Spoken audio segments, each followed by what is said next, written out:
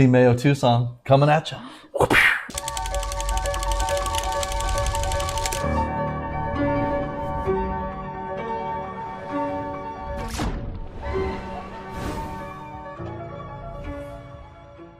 Guys, this is the third time we've recorded this because it wasn't recording. So third time's a charm.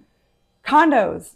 Everybody says don't buy a condo. I hear it all the time. Like, I don't want a condo. I would never buy a condo. Don't even take a condo as a listing as a realtor. Yeah, I've actually even heard lenders say like, oh, you'd rather get a modular home than a condo. And we're here to bust that myth and really just say, honestly, some of the smartest buyers we work with actually choose condos on purpose. So it's not a question of condos are good or bad. It's, is it the lifestyle that you're looking for?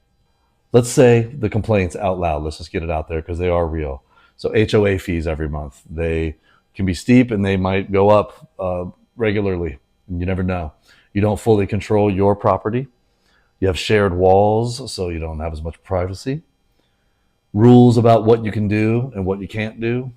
And then there's special assessments that could pop up. Maybe the roof needs to be fixed, or there's some plumbing issues that the whole complex is responsible for. So you might just receive a bill after a special assessment. You know, a lot of times the way an HOA board runs, their finances impacts lending. So that's another thing too. We go, if you're a cash buyer and you want an investment, condo could be great. Mm-hmm. So we're going to talk about that. When a condo actually makes sense. Like we just mentioned, let's say you're an investor and you have cash, you want to buy a condo, you want to rent it out. Fantastic. Low maintenance lifestyle. If you don't want to deal with a roof or your garden or mowing the lawn, landscaping, repairs to the outside of the unit, a condo will simplify your life a lot. Yeah, you're basically outsourcing a giant chunk of home ownership. Okay, so this is a big one in Tucson. If you travel a lot and you can be a lock and leave buyer, maybe you split time between two places, maybe you snowbird it, maybe you're a winter resident, and condos are ideal for that.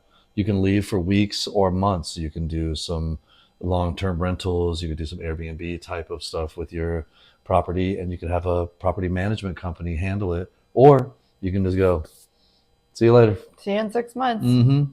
Here's another one where it works and might make sense for you. If you are an entry-level buyer, you're new in your career, maybe it's the only way for you to get into the market at a price point that works for you. That's not a bad thing if you understand what you're buying. So a lower purchase price can offset the HOA. You just have to run the numbers correctly. Simplicity over control. Some people don't want to think about every detail of a home. They want a pool, but they don't want to have to put in a pool or deal with a pool guy. You don't want to find a landscaper. You don't want to deal with exterior repairs, manage everything.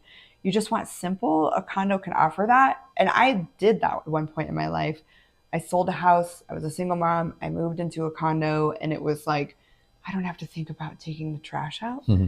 I don't have to think about painting the fascia. Like, the person at the HOA does that. Great. So a lot of times it can just make your life a little bit easier. Simplest way to think about this is condos trade control for convenience. More convenience, but less control. And whether that's a good thing or a bad thing will depend entirely upon you and your lifestyle.